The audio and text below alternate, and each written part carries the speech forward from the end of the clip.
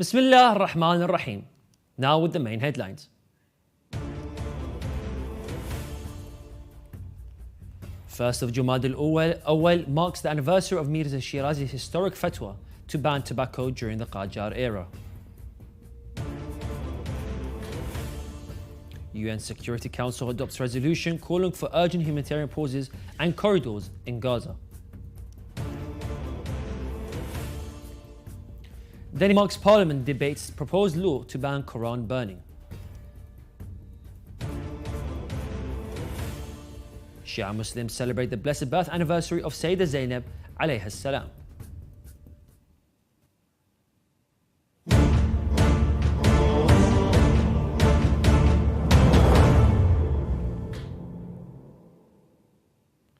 Assalamu alaikum wa rahmatullahi wa barakatuh, dear viewers. This is Yunus Dawood and you're watching Shia Waves live from London, only on Imam Hussein TV 3. The first of Jumad al-Awwal marks the anniversary of the historic tobacco banning fatwa issued by late Grand Ayatollah Sayyid Muhammad Hassan al-Hussein al-Shirazi, known as Mirza al-Shirazi, one of the Taqlid authorities who lived in Samarra at the time. The issuance of the famous fatwa and the retreat of the government represent a significant intervention of the Shia authorities in the history of Iran. More details in the following report.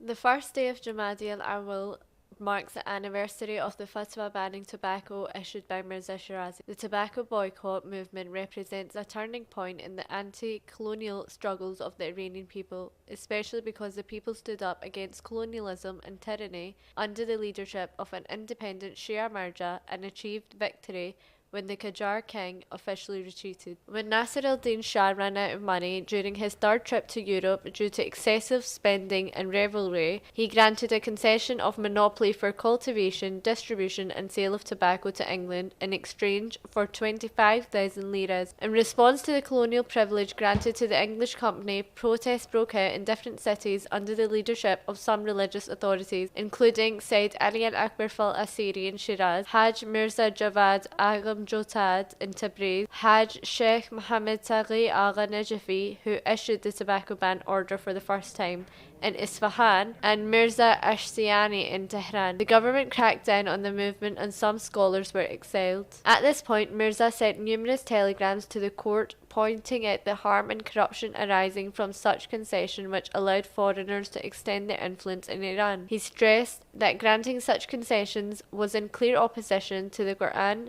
divine laws and Iran's independence. Finally, Mirza sent a telegram to the Shah and called on him to return those who had exiled in his opposition to the concession contract. When he was not satisfied by the response and explanation of the regime, he expressed his ultimatum: if the government is unable to deal with foreign forces, the nation is not incapable of answering, adding that, if the government can't handle the situation, I will destroy it by God's will. Therefore, Mirza Shirazi issued his historical fatwa in the name of God, the Merciful, the Beneficent.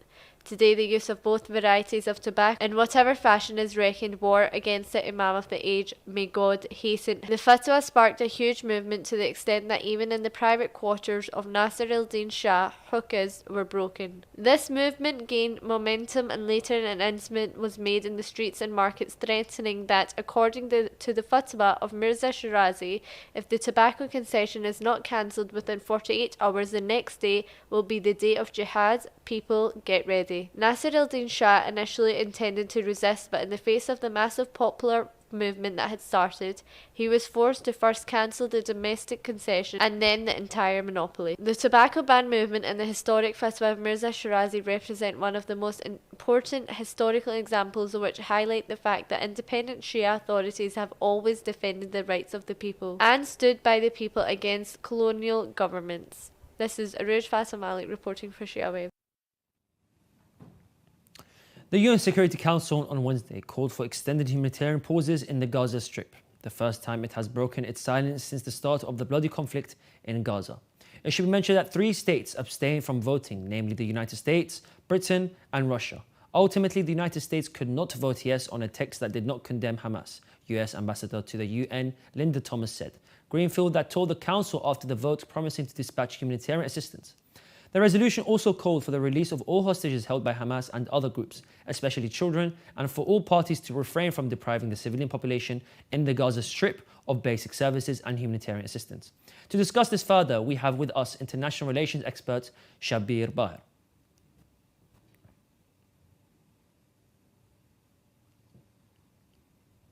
Assalamu alaikum.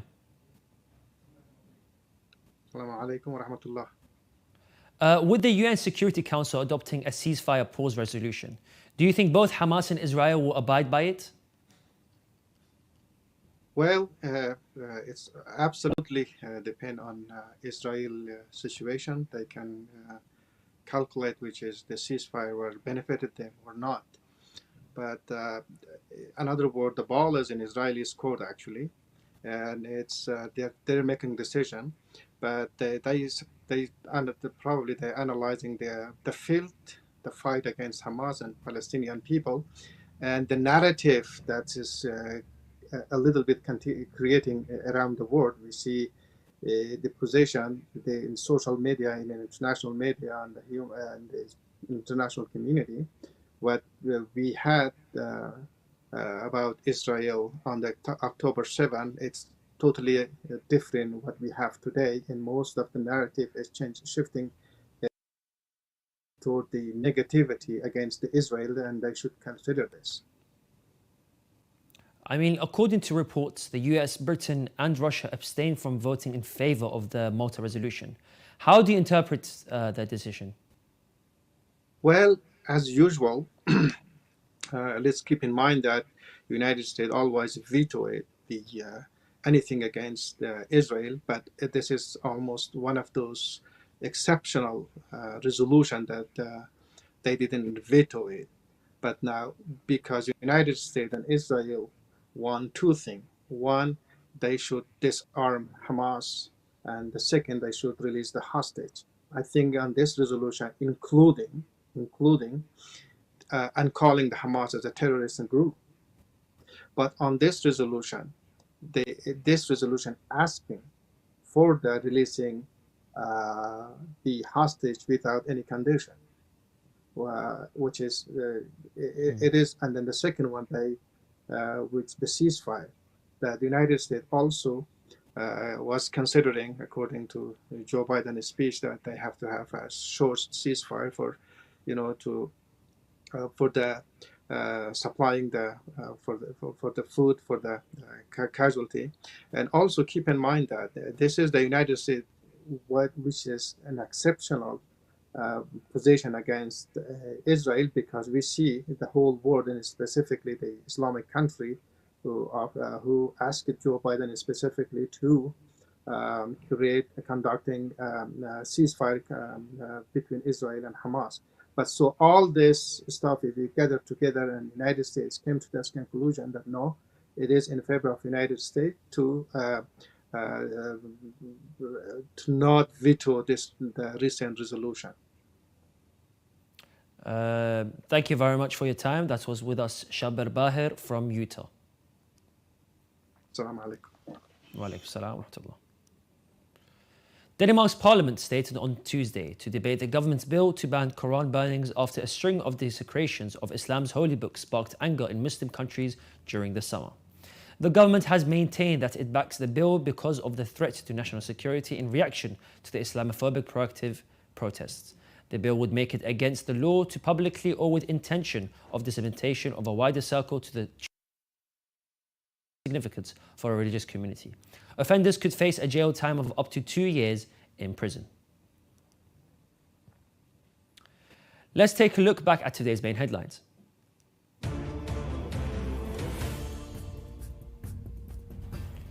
The 1st of Jamad al-Ula marks the anniversary of Mirza Shirazi's historic fatwa to ban tobacco during the Qajar era. UN Security Council adopts a resolution calling for urgent humanitarian pauses and corridors in Gaza. Denmark's parliament debates proposed law to ban Quran burning.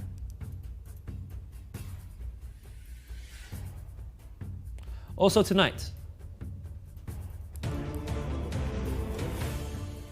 UK top court rejects plans to deport migrants to Rwanda, PM on the...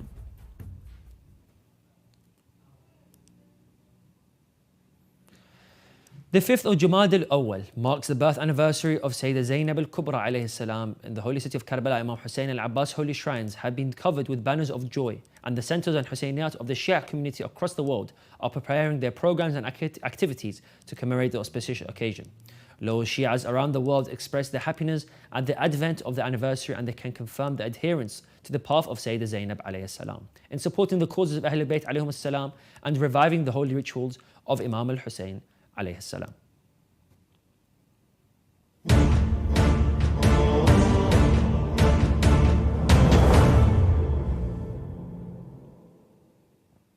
And now continue with some short news.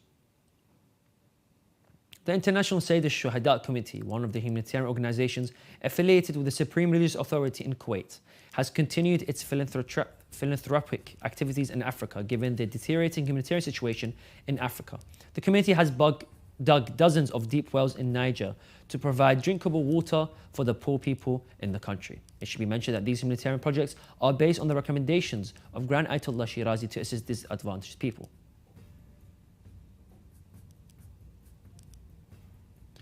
Dozens of Shia families in the Afghan city of Mazar al-Sharif received on Tuesday their monthly financial assistance from the Office of the Supreme Religious Authority, His Eminence Grand Ayatollah Sayyid Sadiq al-Hussein al-Shirazi. The office explained that these initiatives and other humanitarian activities carried out by the Shirazi affiliated centers in Afghanistan to assist poor people and poor families cope with the difficulties of living due to the deteriorating economic situation. Pakistani authorities have temporarily extended the period of stay for Uyghurs who face risk of deportation under a government order to expel all illegal migrants, RFA reported, adding that the period will be discussed in Pakistan's parliament soon. Nearly 20 Uyghur families, or about 100 individuals, who live in the city of Rawalpindi but do not possess Afghan or Chinese passports or Pakistani residence permits, have feared deportation to Taliban-controlled Afghanistan or China.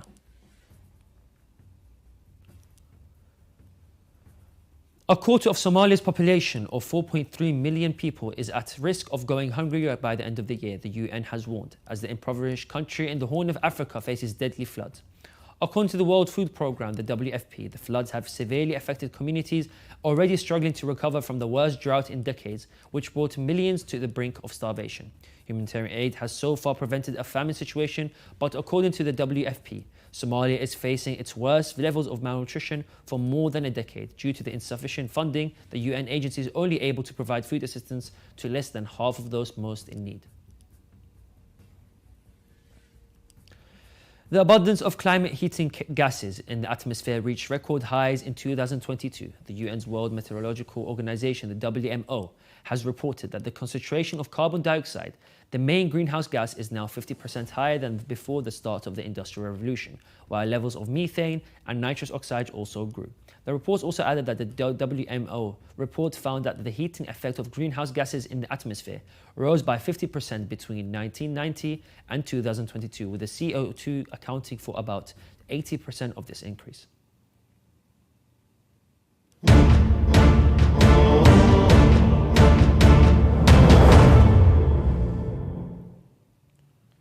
The UK Supreme Court on Wednesday ruled that a controversial British government plan to send asylum seekers who arrive in the country as stowaways or in boats to Rwanda is unlawful. 5 justices unanimously found that Rwanda is not a safe destination for migrants, writing in their decision that asylum seekers redirected to the Eastern African nation would be at real risk of ill treatment. Despite the verdict, British Prime Minister Rishi Sunak pledged on Wednesday that his government will keep seeking ways to send some undocumented immigrants on a one-way journey to Rwanda. Human rights groups have condemned Sunak's positions on immigrations, and thousands of migrants from around the world travel to northern France each year in hope of the crossing of the Channel. Sunak and his ministers have consistently pledged to stop the boats, making the phrase a key part of the communications.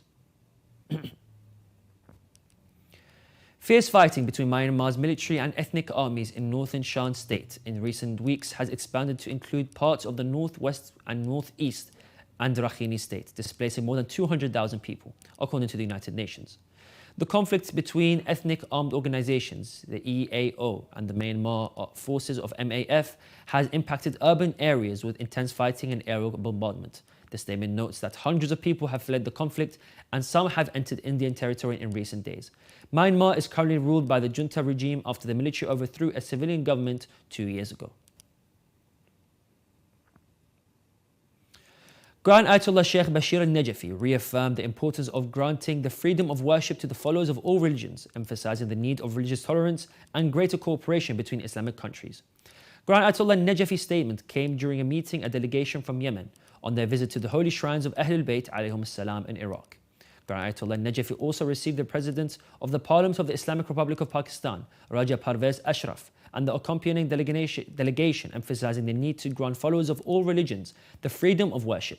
His Eminence thanked the delegations that visited his office in Najaf al-Ashraf to check on his health, asking the God Almighty to protect them and all believers and to grant victory to Islam over its enemies everywhere. We have reached the end of today's Shia Waves show. Let's take a look back at today's main headlines.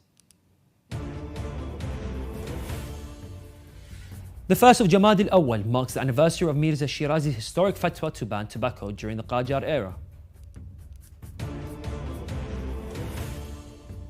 UN Security Council adopts resolution calling for urgent humanitarian pauses and corridors in Gaza. Denmark's parliament debates proposed law to ban Quran burning.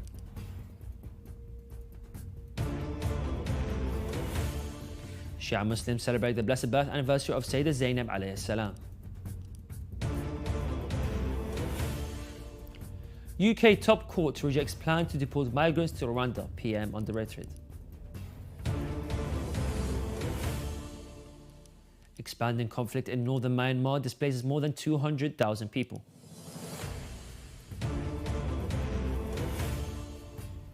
Grand Ayatollah al-Najafi emphasized the importance of religious tolerance, freedom of religion.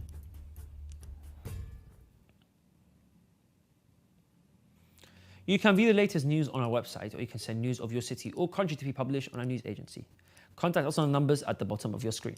This is the end of today's news. Thank you for watching, and we pray to Allah the Almighty to hasten the reappearance of the Master of our time. Wassalamu alaikum wa rahmatullahi wa barakatuh.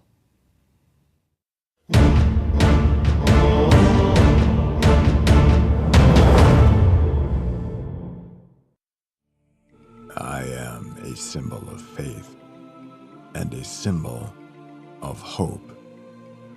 None can compare to my splendor. Many travel miles from far